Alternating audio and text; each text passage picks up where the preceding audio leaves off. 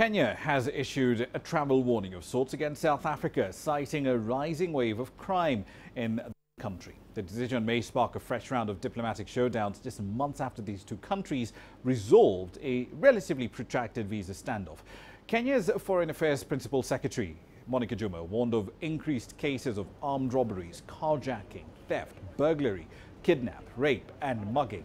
In a security alert, Kenya is asking her citizens living or visiting South Africa to be vigilant and to report the activities to the embassy. Kenya is upset that South African authorities have been unable to curtail the wave of attacks despite crime reports. The United Kingdom has also issued a similar advisory against South Africa.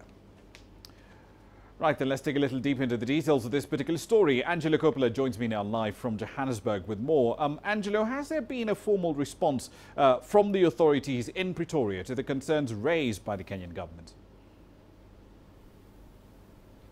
Well, not surprisingly, the South African government have reacted swiftly to the advisory. Clason Monyela, the head of public diplomacy at the International Relations Department, told me earlier that, as he put it, we are dealing with the matter through diplomatic channels.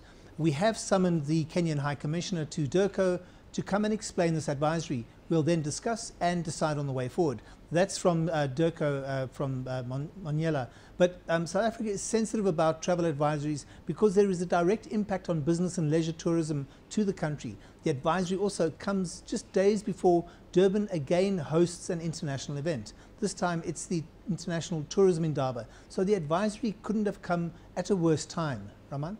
Indeed, but let's dig deep into the numbers here. Over 164,000 cases of assault reported to the police in South Africa in the 2015-2016 fiscal year.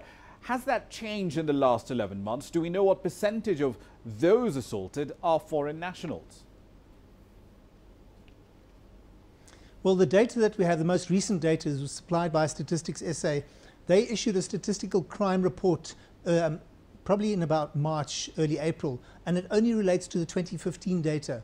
When we drilled into that report, though, the assault stats were rather alarming. Citizens from 13 African countries were listed, and 7,459 deaths were recorded.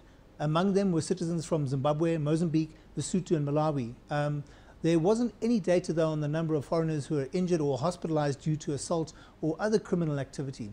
But as an aside, the Pan-African Parliament is in session here in Midrand at the moment, that's near Johannesburg, and parliamentarians there have raised red flags on several occasions about attacks on members in or near hotels where they're staying. But either way, the new police minister has his work cut out for him. Raman? Indeed. One last question for you, Angelo. First quarter labour survey data, which is supposed to come out today, that's been pushed forward to the 1st of June. What's triggered that postponement, and what sort of data do economists expect to see? Well, there are no reasons forwarded by Stats SA about the delay. A probable cause could be the number of bank holidays that happen in March and April, with many businesses working on skeleton staff and closing on the working days in between those holidays. Economists say that this delay won't change the facts, and it's not likely going to be good news. Some indicators pointing to a less than positive release are the various business confidence surveys that have been out over the last 4 months. And I'm also told we shouldn't forget the cabinet reshuffle and the subsequent downgrades. Businesses are still trying to evaluate the impact in terms of prospects on their businesses and what that'll have in terms of impact on employment levels. We'll have to wait, of course, until June to get the facts, though. Raman? Indeed, some pretty interesting numbers should be coming out in the next couple of weeks. That's Angelo Coppola, of course, live in Johannesburg.